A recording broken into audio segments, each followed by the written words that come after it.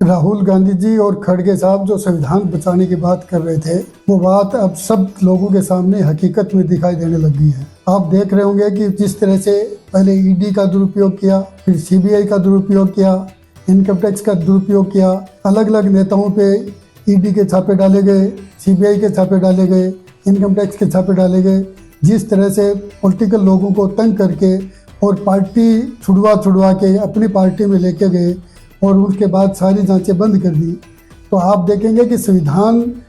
चलता उन चीज़ों से है जो कॉन्स्टिट्यूशन में जो संस्थाएं बनाई गई हैं, जो संस्थाएं काम करती हैं, उन संस्थाओं से ही सारी सिस्टम चलता है। जो एजेंसीज केंद्र सरकार की थी, उन तमाम से एजेंसियों का दुरुपयोग करके और जिस तरह के हालात पैदा कर दिए देश में, आप देखेंगे इलेक्शन कमीशन का लेटेस्ट उदाहरण है। किस हालात में इलेक्शन कमीशन को दुरुपयोग किया जा रहा है भारत सरकार के द्वारा। बिहार में देखेंगे, आसाम में देखेंगे, अपनी मनमर्जी से अपने वोटर्स को आइडेंटिफाई करते हैं, फॉर्म भरवाने की बात करते हैं। उस बात का यदि पर्दाफाश किसी मीडिया के माध्यम से किसी पत्रकार ने कर दिया तो उनके खिलाफ मुकदमा दर्ज किया जा रहा है। तो आप देखेंगे कि संविधान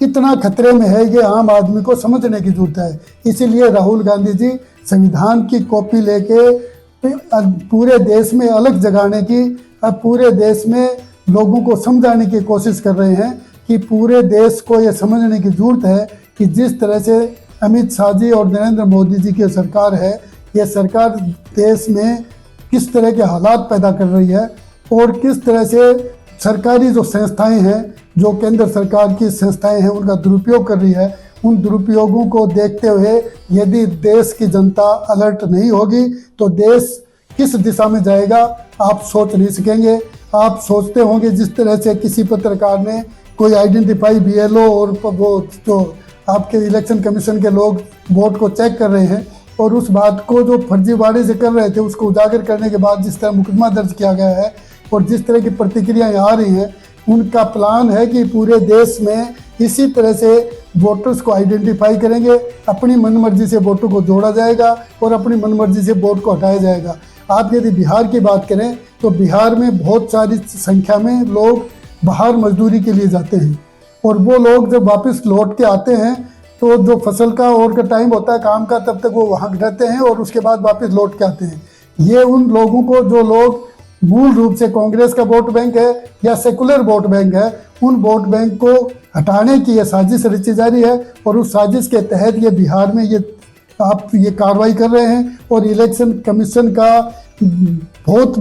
ज़्यादा दुरुपयोग किया जा रहा है। और इसी बात के लिए बार बार राहुल गांधी जी भी और तमाम बड़े लोग भी इस बात को कह रहे हैं कि लोगों को इस बात को समझने की जरूरत है कि जो हालात पैदा किए जा रहे हैं इसमें संविधान वाकई खतरे में है और यदि संविधान को बचाना है तो भारतीय जनता पार्टी को चुनाव हराना पड़ेगा और भारतीय जनता पार्टी को राज्य की व्यवस्था से बाहर करना पड़ेगा, तभी संविधान बच पाएगा। चुनाव आयोग का आज तक का आप इतिहास देखेंगे तो इलेक्शन कमीशन हमेशा चुनाव से पहले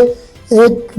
मुहिम चलाता है कि ज़्यादा से ज़्यादा लोग वोटिंग करें, ज़्यादा से ज़्यादा लोग वोट की भागीदारी निभाएं, ज़्यादा से ज़्यादा लोग सरकार चुनने में अपनी भागीदारी निभाएं। लेकिन आप देख रहे होंगे कि अब जो इलेक्शन कमीशन कर रहा है, जो पहली बार इतिहास में देखा जा रहा है, पूरी दुनिया में ऐसा कभी नहीं हुआ कि इलेक्शन कमीशन चुनाव से पहले लोगों का वोट काटने का काम कर रहा है। कितने लाख वोटों को काटा जाएगा, कितने लोगों को चुनाव में वोटिंग से बाहर किया जाएगा, ये देश में पहली बार हो रहा है और दुनिया में भी मेरे ख्याल से पहली बार हुआ होगा। ऐसा कभी नहीं हुआ। जबकि लोकतंत्र में वोट ज़्यादा से ज़्यादा वोट करें, लोग ज़्यादा से ज़्यादा लोग अपनी राय जाहिर करें और उसमें अपने राज में भागीदारी निभाएं, उसके लिए वोट का अधिकार था। और उसी के लिए मोटिवेशन के लिए इलेक्शन कमीशन बार बार लोगों को अवेयर करने के लिए अभियान चलाता था चुनाव से पहले कि लोगों को ज़्यादा से ज़्यादा वोट करना चाहिए, अपने वोट का अधिकार का उपयोग करना चाहिए। लेकिन पहली बार चुनाव आयोग लोगों को वोट से वंचित करने का काम चला रहा है। जिस तरह से बिहार में जिस तरह वोट को छटनी की जा रही है, भारतीय जनता पार्टी के कार्यकर्ता उसमें शामिल हैं और वो लोग शामिल करके आइडेंटिफाई करके वोट को नाम काटा जा रहा है और नाम जोड़ा जा रहा है। और वो लोग जो गरीब और मजदूर लोग हैं, जिनको बिहार की सरकार उनको लोकल वहाँ बिहार में काम नहीं दे पाई है, केंद्र सरकार भी उनको इतने 1.25 लाख करोड़ रुपए का वो देने के बात करने वाले प्रधानमंत्री जी अब वापस बिहार जा रहे हैं, जिन्होंने कहा था मैं 1.25 लाख करोड़ का पैकेज दूंगा बिहार की सरकार को, और उन्होंने 5 रुपये का भी पैकेज नहीं दिया। और वहाँ के जो गरीब लोग हैं वो मजदूरी करने के लिए बाहर जाते हैं, और उन बाहर जाने वाले लोगों के आप वोट काट रहे हैं, और आप उसके बाद ये अपील करते हैं कि ज़्यादा से ज़्यादा लोग वोट दें। तो किसके वोट गिरवाना चाहते हैं? ये वो उन लोगों के वोट गिराना चाहते हैं जो लोग सांप्रदायिक झगड़ा पैदा करते हैं, और जो लोग अपने पार्टी विशेष के वोट को आइडेंटिफाई करके वोटिंग करवाना चाहते हैं, और जो बाकी के लोग जो खिलाफ पार्टियों को वोटिंग करने वाले जो लोग का ट्रेंड है उन लोगों के नाम काटे जा रहे हैं। तो ये किसके वोट गिरवाना चाहते हैं, ये सब बात आपको समझने की जरूरत है। राजस्थान में भी